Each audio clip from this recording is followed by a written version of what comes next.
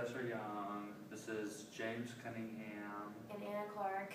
For Tech for Ed, and this is our lesson that we were going to do with technology and... Take two. Yeah, take two. So anyway, but our title is Recreating Shakespeare, and we're thinking for 8th grade level. And basically our topic description is we're going to basically have the class read a work of Shakespeare.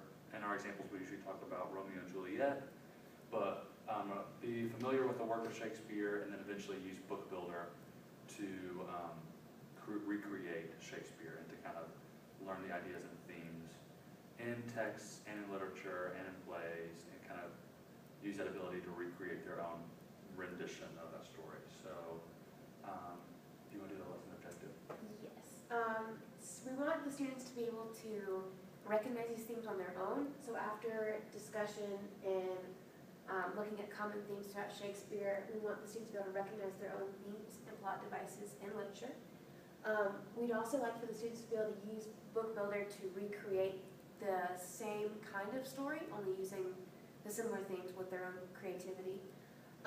And students should also be able to engage the literature through the different media, presenting students a challenge to see the same themes throughout different literature. And technology will be able to let us do that by recreating the story through Book Builder. Some prerequisites to this lesson before we'd be able to even teach this lesson and have them be able to recreate this through technology. They'll need access to a computer, which we assume, at least for this lesson, that we would have all the technology that we would need in the classroom. So access to a computer and know what a theme is and how to identify it in text. And so Book Builder accounts need to be made beforehand with the students. And then access and use Book Builder, they need to know how to do those things. And then again, for this example, know the story of Romeo and Juliet. And then, behind your head, use similar themes and ideas in their own creative way without copying. So anyway, that's just the prerequisites to this lesson. In the technology, the students will be using Book Builder to recreate the story, like we've said. And this will demonstrate their mastery of understanding themes and being able to recognize them in text. And being able to use creative skills to demonstrate their mastery by recreating the story of their own. So we have depending on just, I guess, the nature of the school or the classroom, we have a bunch of different examples as an anticipatory set. I'll show you a few examples right now, but just to kind of get them excited and see there's some different renditions already. You can watch a scene from a movie, listen to the audio track of the scene. We're thinking of doing the balcony scene from Romeo and Juliet, or even have a theater professor come into the class and present kind of a live acted scene of it. But I'll show you a few examples real quick of the audio or video.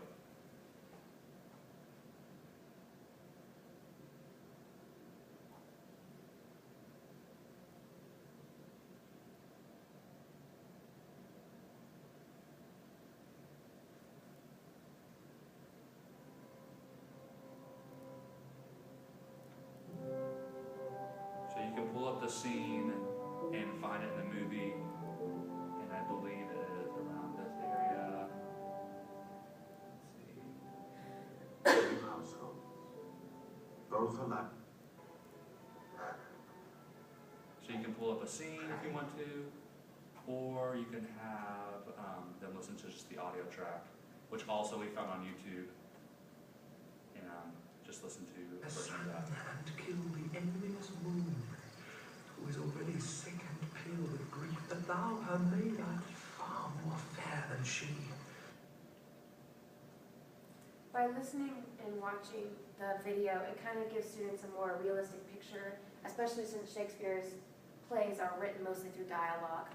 That gives students kind of understanding of what their story should look like. So, do we get some activities and procedures? Yes. I can do some if you need me to.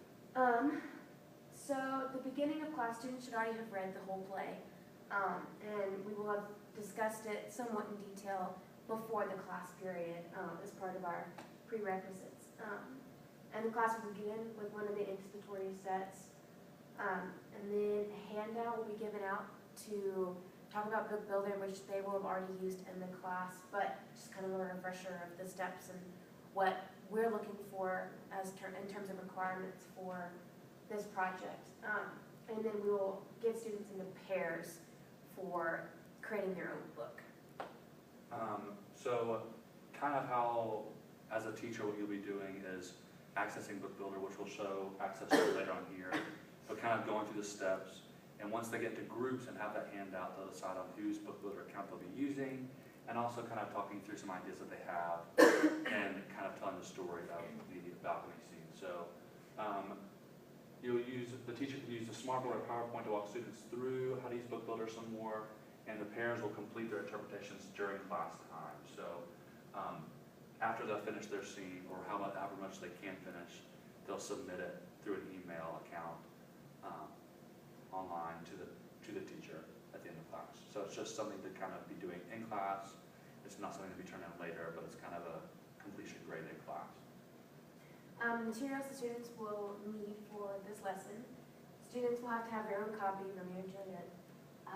The handout for the instructions for Book Builder, a computer lab so that the pairs can do their rendition in class, a smartboard or projector to show the different books on the screen.